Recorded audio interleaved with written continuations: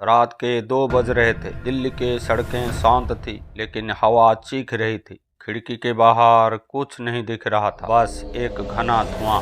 एक माँ हंसते हुए अपने बच्चे को देख रही थी। वो बच्चा जिसने कभी सोचा भी नहीं था कि सांस लेना भी एक दिन लग्जरी बन जाएगा। और ये कहानी सिर्फ एक घर की नहीं है, ये कहानी है हम सबकी, उस हवा की जिसने अब हमारे खिलाफ बगावत कर दी है। दृश्य एक परिवार की सुबह। दिल्ली के करावल नगर में रहने वाले शेखर सुबह 6 बजे उठता है। खिड़की खोलते ही उसे चुभन महसूस होती है। बेटा आरब स्कूल के लिए तैयार हो रहा है। पापा आज फिर मास्क लगाना पड़ेगा। शेखर मुस्कुराने की कोशिश करता है, पर जानता है कि ये मास्क अब धूल से नहीं जहर से बचा रहा है।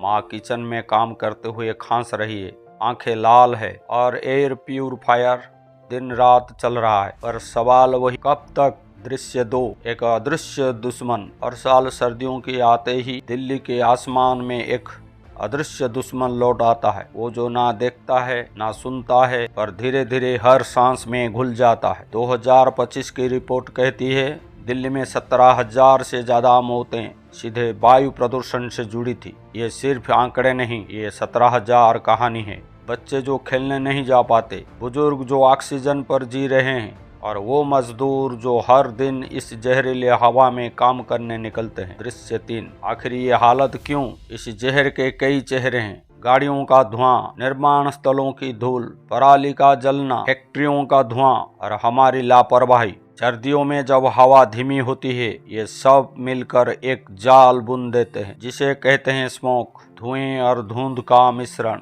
और यही जाल हमारी सांसों को रोक देता है। दृश्य 4, प्रभाव जो हर घर में महसूस होती है। एक माँ कहती है पहले बच्चे पार्क में खेलते थे, अब घर के अंदर मोबाइल देखते हैं। एक बुजुर्ग बताता है पहले ठंडी हवा सुकून देती थी, अब डर लगने लगा है। और डॉक्टर कहते हैं दिल्ली में हर 3 में से एक बच्चा अब अस्थमा या सांस की परेशानी से जूझ रहा है। क्या हम इतने असहाय हो गए हैं कि अब हवा भी हमें मार रही है और हम चुप है। दृश्य 5, असर जो दिखाई नहीं देता।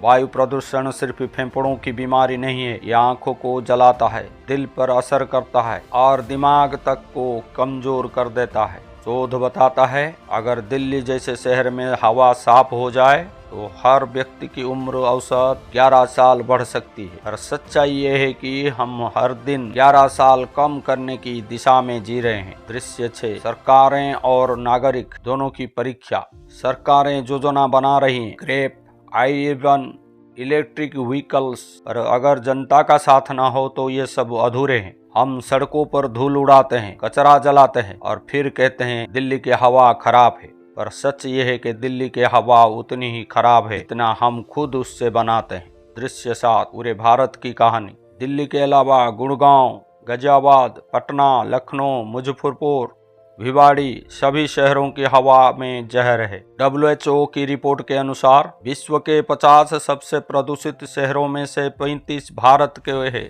यानी हम सिर्फ हवा नहीं, खुद अपनी उम्मीदों को जला रहे हैं। दृश्य 8, भविष्य की दस्तक। अगर हम आज नहीं चेते तो आने वाले दशक में हमारे बच्चे मास्क नहीं, ऑक्सीजन सब्सक्रिप्शन खरीदेंगे। कल्पना कीजिए जहां साफ हवा एक पेड सर्विस होगी और खुली सांस लेना एक सपना। दृश्य 9, उम्मीद की किरण।